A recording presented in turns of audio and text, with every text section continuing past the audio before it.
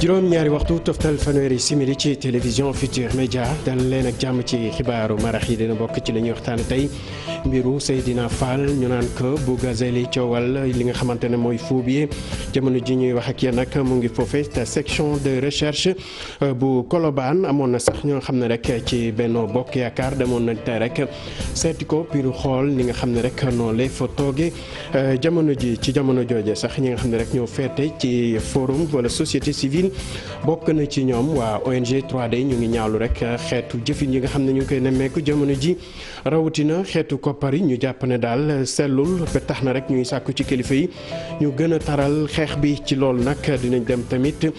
dem ba ca gendarmerie nationale wax ci seen njiit lu yees bi ñu doon tey rek tabbu ko ngir mu jiite li nga xamante ne mooy au commandement ci teewaayu kilifa yi ak ministre des forces armées bu Sénégal foofee nag yëkkati nañ fa ay kàddu rek fësal li nga xam ne loolee la ñuy xaar ci takk der yooyu dinañ wax ci bés bu ñu jagleel ñi nga xam ne rek ñoo loru wala sax amee gaañu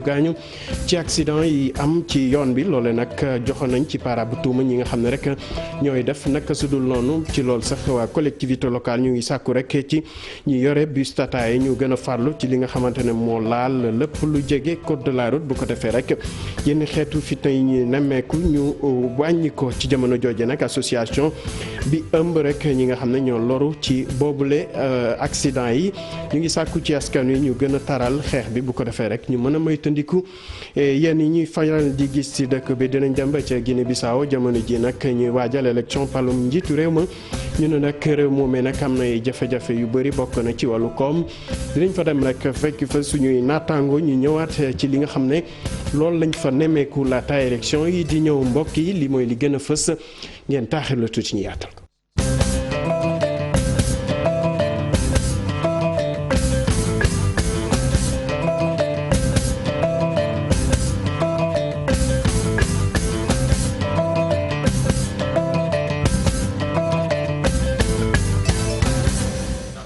asalaamaaleykum mbokk yi dal leen a jàmm ci xibaar yi ni ñu ko waxee ci ponk yi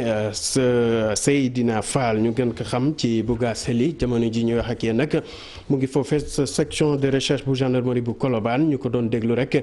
ci coowal Foubier yooyu ci loolu sax xam na ci nga xam ne rek ñu ngi feete ci Benno Bokk Yaakaar demoon nañ ko rek seeti ko te xool ni mu fa tooge jamono ji du ñàkk laata xibaar yi di jeex rek ñu ñëwaat ci ni mu gën a yaatoo ak Habib Faye leneen lu ñuy waxtaane rek mu bokk tamit ci li nga xamante ne loolee la woo ONG 3D reññeeku rek ci li nga xam ne mooy coowal Foubier yooyu bokk na ci tamit waa société civile mu njaay kenn ci ñoom mu ngi sàkku rek ci kilifa yi ñu gën a taral xeex yi ndax xeetu jëfin yooyu ñu nemeeku ci suñu réew mi jamono ji ñu def kem kàttan ngir mu gën fi sori ci ñu teew lay kàddoom ci micro Alassane Ba. Il faut que nguur gi di sanctionner par l'exemple bu fekkee dafa am ñu nekk ci ñoom ñu gis ne dañ leen ji ñu mel noonu ñu jël ay matukaay wane na ñoom protégé wuñu kenn loolu dina décourager képp koo xam ne yaa ngi koy bëgg def dëggam ku nekkul ci nguur gi la ñu dul protégé massa ki nekkul ci nguur gi loolu doon na ko facilité beneen bi mooy ñu liggéey ci mentalité yi de sorte ci xel yi ba nga xamante ne nit ñi bu ñu bëggee alal dañuy xalaat liggéey ji ko ëllëg ñu xalaat di def ay manigance wala di ko jéem a liggéey mu nekk mu lew si ñëw problème yi ñuy am Sénégal yu bëri ci wàllum yenn jalgati yi ñàkk am yoon maanaam justice bu am dëgërlaay la dëkk nag bu justice bi amul dëgërlaay bi ci war def fa tojaange ak njombe dafay yomb parce que di nga jàpp ne loo munti def di nga am fooy jaar ba wéeru fa parce que jege nga nguur gi mën la ci génne donc loolu bu fekkoon ne ñi jegeñ nguur gi bu ñu defee njombe ñu rëq seen ndigg dina mën a décourager sax ñu bokkul ci nguur gi parce que bu ñu gisee ñu jegeñul nguur gi di def njombe ñuy rëq seen ndigg de masse ñu dëkk bokkul ci nguur gi. gendarmerie nationale am na njiit bu yees ko di wuy ci turu général Jean Baptiste Tine tey nag lañ ko doon tàbb rek ngir mu mën a jiite au commandement bu gendarmerie nationale ci teewaayu kilifa yu bëri kooke nag yëkkati na fay kàddu ne na def kem kàttanam ngir la nga xam ne rek jot nañ ko liggéey ci lu rafet ci gendarmerie nationale mu wéyal ko ci teewaayu ki nga xam ne rek mooy ministre des forces armées Sidiki Kaba di sàkku rek ci gendarmerie nationale ñu def kem kàttan ngir gën a jege askan bi Maguette Soirée Diallo teewoon na fa tey àndoon ceek Mohamed Sow Dieng. drapeau yi ñu yëkkati ko mu topp si ab défilé loolu yëpp ngir delloo njukkal au commandant bu bees bu gendarmerie nationale pour installation bu général de division Jean-Baptiste Tine état-major bu gendarmerie dafa daal di génne moyens yi mu tolloo ak mission bi di xaar au commandant bu bees bi. li nga xamante ni si tey war naa ko def moo di rek fexe taxaw temm ba lépp loo xamante ni si dafay ñoŋal xar kanamu lii di gendarmerie nationale ma gën see xar sama tànk tubéy waaye itamit lépp loo xamante ni si dafay gën a jagal institution yi nga xamante ni si moom la nguuru Sénégal di laaj. mu nekk ab ndaje bu am solo général Tine saisir occasion bi ngir ñëwaat ci importance li fi ñu njëkk ñi bàyyi woon. ci jamono bi nga xamante ni si maa ngi càmbar liggéeyu gendarmerie nationale bu ma sañoon rek ñu xool li nga xamante ni si moo nekk si suñu kanam te ñu gën a am mbégte ci histoire gendarmerie nationale gën ko soppaat bu baax a baax waaye itamit di gën a gëmaat suñu bopp te xam ne ni liggéey bi mën nañ ko amal ci anam yu mucc ayib. jawriñ biñ denk force armée yi ñëwaat na ci li muy xaar maître Sidiki Kaba bëgg na ab gendarmerie bu gën a jege sénégalais yi. tey jii message bi nga xam ne moom ci boppam wax na ko mooy di la gendarmerie nationale mu gën a nekk à l'écoute des populations te xam nañu que am nañu ay défis yu bari lu toll terrorisme crime transfrontalier ñi nga xam ne day andi trafic de drogue trafic d'armes mais en même temps aussi trafic d'êtres humains. mu dugg service benn fan ci weerub septembre atum 1981 fu mu jaar rek ndam la fa jële mu nekk capitaine ci atum 1991 ci 2013 la nekk général Jean-Baptiste Tine jot na ay décoration yu bëri bu réew mi ak bu biti réew. Maguette Soirée Diallo kilifa yi nañ jël nañ dogal bi yokk li nga xam ne rek mooy njëgu courant bi weeru décembre bi ñu jëm lañ ko fas yéene rek tàmbali loole nag bëri nay borom kër yoo xam ne neexu leen ba tax na rek ñuy sàkku ci kilifa yi ñu gaaw a jël dogal ngir rek fexe ba askan wi duñ ci loru loole lañu nemeeku ca diwaanu Rufisque ci teewaayu Ousseynou Thiam ak Ahmadou Bamba Sam. courant bi ñu nar a yokk ci mois de décembre bii di ñëw nag lool nag doon na loo xam ne lii jaaxal na lool askan wi nga xam ne bii dajal na ak ñoom fii ci diwaanu Tëngéej. nit ñi sonn nañu sonn gi mooy yow da ngay daw pour dundal sa njaboot diggante ceeb ak diwlin rek déjà foofu coono la waaw nga ñëwaat bëgg a yokkaat day gën a métti si population yi parce que courant bi boo ko yokkee rek produit yi ngay gis yëpp ñu di ko jaay fi day yokk parce que kenn ku si ne li ngay liggéey si courant nga koy jaaree. ku ne xam na ni déjà courant bi dafa cher. waxatuma la dara ñu ne dañ koy yokk courant bi bu ñu koy yokkoo ñun fu ñu jëm ñun dèjà ñun ñu ngi bëgg a dee ñu bëgg na cee tegal yokkam courant nan nu dimbali nag xanaa Sénégal amul pétrole bi ñuy wax anam. mu doon nag askan woo xam ne yi ñu ngi fësal déjà seen jaaxle ci jeexital gi ngi mën a am ci yeneen produits yi nga xam ne nii day tukkee ci courant. voilà du nouvelle bu ñuy rafetlu en tant que Sénégalais en tant que citoyen parce que. ñun dañuy fay impôt dañuy fay suñuy droit donc courant bi ni suñu droit la en fait déjà à chaque fois da ngay gis coupure yi déjà dafa bëri ci yenn zone da ngay toog coupure bi bëri facture yi da ngay gis ñuy casse cette facture dafa anormal et tout donc ñu ñëw du jour au lendemain avise li ñuy aviser sax temps bi yàggul ñu xëy ne courant bi dañ koy yokk lu ñuy rafetlu daal en tout cas. lii ñu yokk nii li nga xam ne dañ koy yokk daal bu ñu ko mënoon a bàyyi moo gën parce que nit ñu sonn waaw ñu bàyyi ko moo gën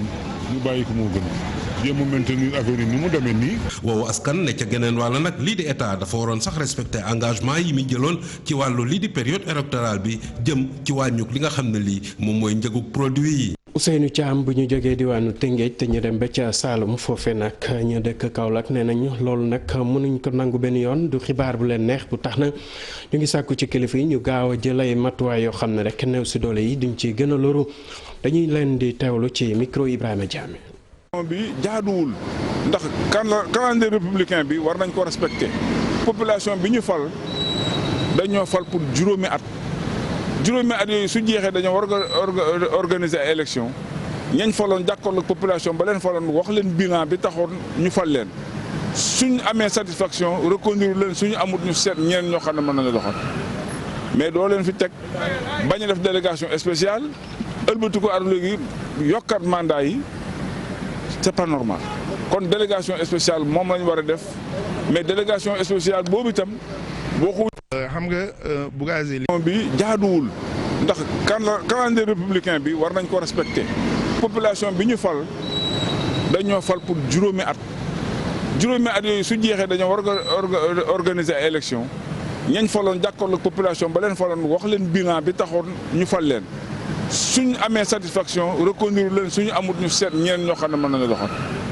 mais doo leen fi teg bañ a def délégation spéciale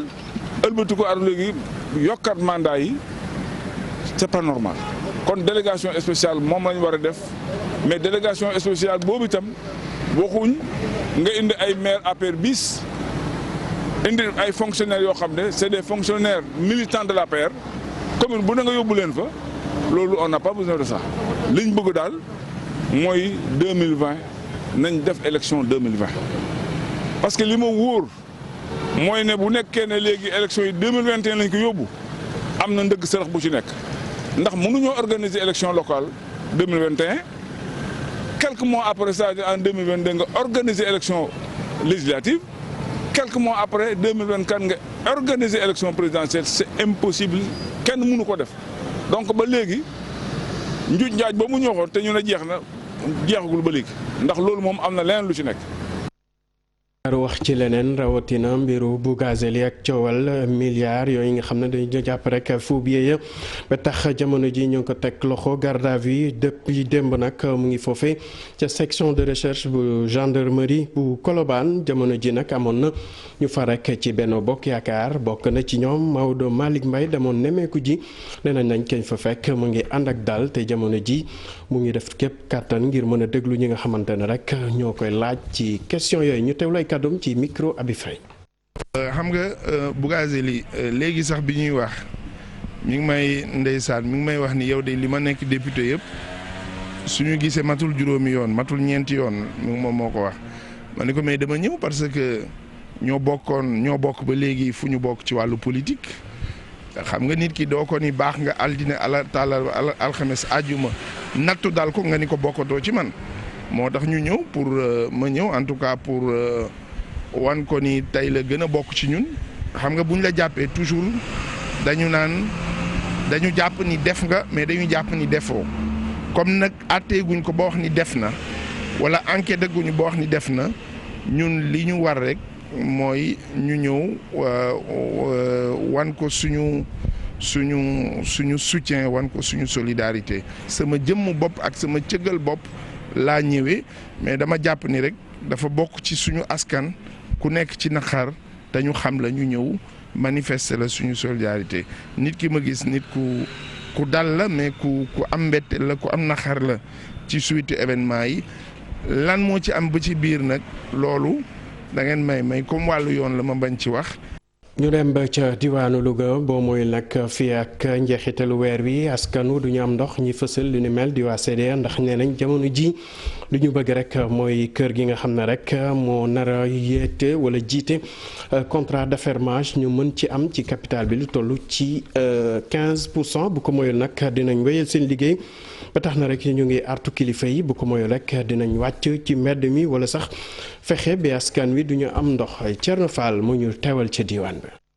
parce que xam nañ ne président de la république rek moo mën a régler problème bi parce que sunu ministre mënatul régler problème ndaxte xam nañ ne moom il est hors course ndax tamit daje nañoo ak moom ñetti yoon bi ñu dajee ak moom ñetti yoon daf ne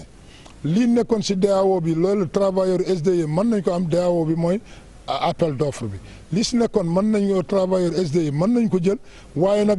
dinaa leen yokkal yeneen 5% mais 5% yooyu lii lañ ciy am nu mu tuddati 1% lañ ciy yokkal lii si des ONAS ak SONES ñi nekk si secteur bi te seen yoon newul sax si secteur bi si appel d'offre bi ñoom la koy defal. loolu nag jaaxal travailleur SDE jaaxal population sénégalaise jaaxal ñëpp ndax tamit li nga waxoon démb nga dindi ko tey kon am na leneen loo nar sa gannaaw te loolu la ñu wax ne nag luñ ci d'accord loolu moo tax nag nous avons déposé un préavis de grève le 31 mu ngi war a jeex le 30 novembre le 30 novembre à minuit bu fekkee ne li ñu bëgg amuñu ko dinañu mettre en œuvre suñu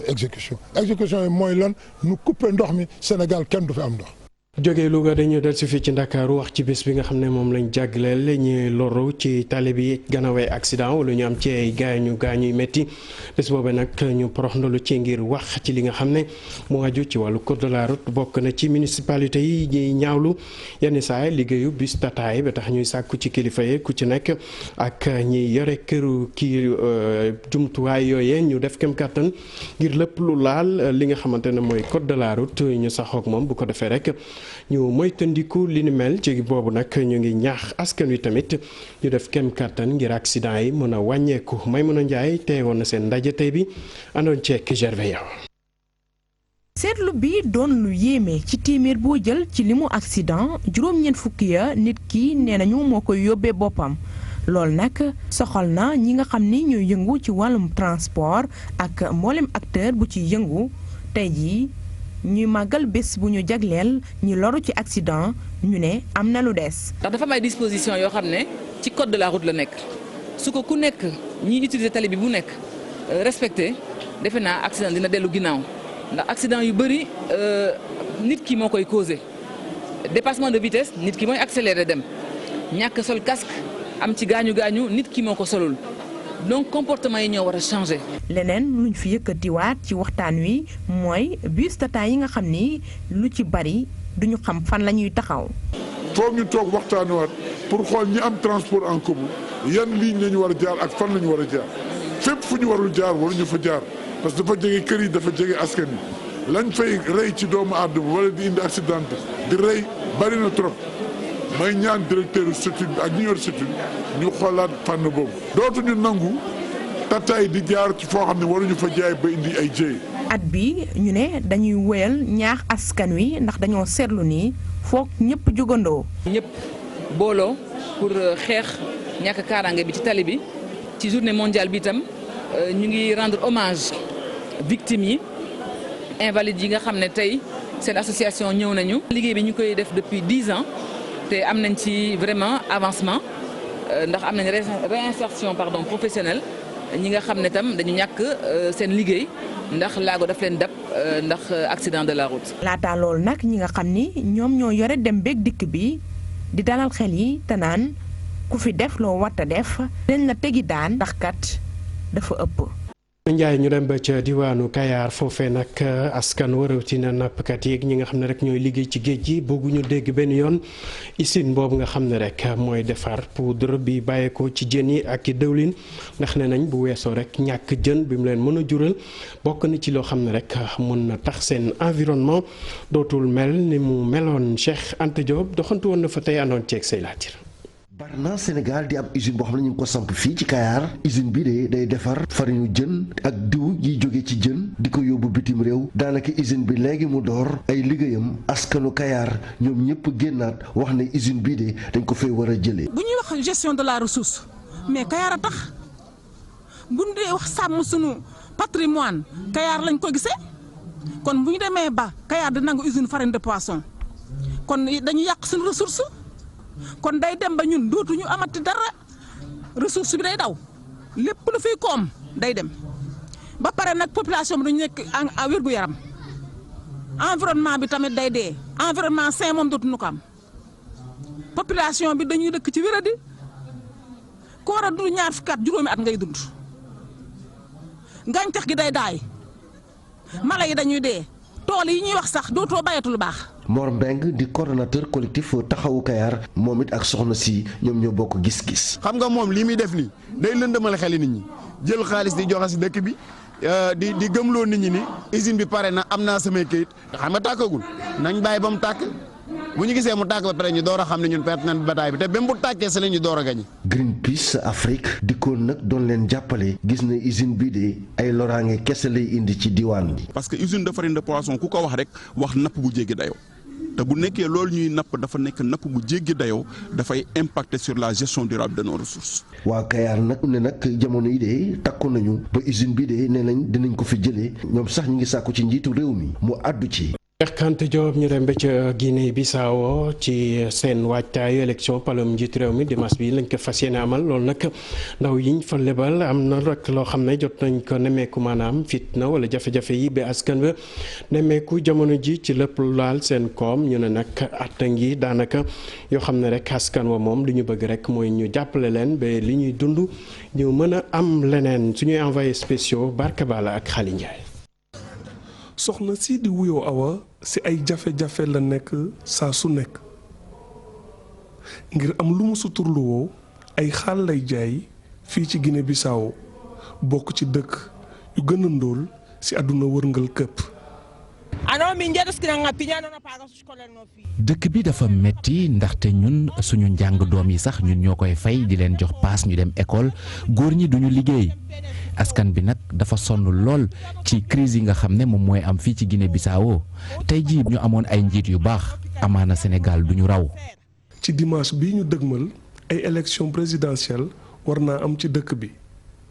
askan wi di am yaakaar dina soppi as tuut seen dundin.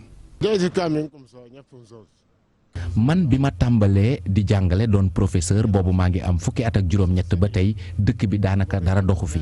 jàngalekat yi duñ leen fay lu baax booy xool sax salaire amul gis nañ processus bi Guinée Bissau ay dige rek lañ fiy gis waaye duñ ko mës a concrétiser ñu yaakaar nag ci élection yi ngir changement am ndaxte askan bi sonn nañ lool li ko dalee année 90 yi ba léegi ñu ngi ci démocratie wante dara soppeekuwul.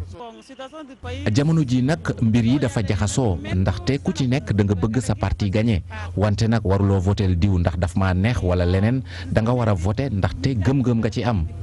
waaye ci weneen wet ga am na ci askan wi ñu wóoluwul mbootaayi xeet yi ci ni ñuy doxalee ci réew mi.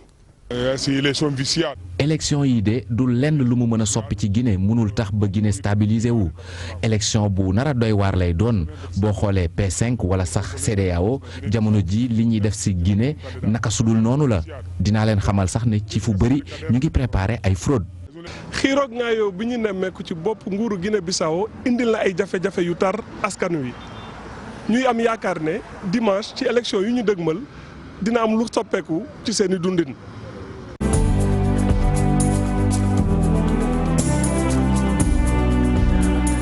mu nekkoon tuuti jafe-jafe ci loolee nag fii la ñuy yemale xibaar yi du ñu def leneen lu dul jébal antenne bi ki nga xam ne mooy soxna Aram mu doxal bi ci kanam moo ko ay invité jërë ngeen jëf ci teewlu bi. jërëjëf Ibou.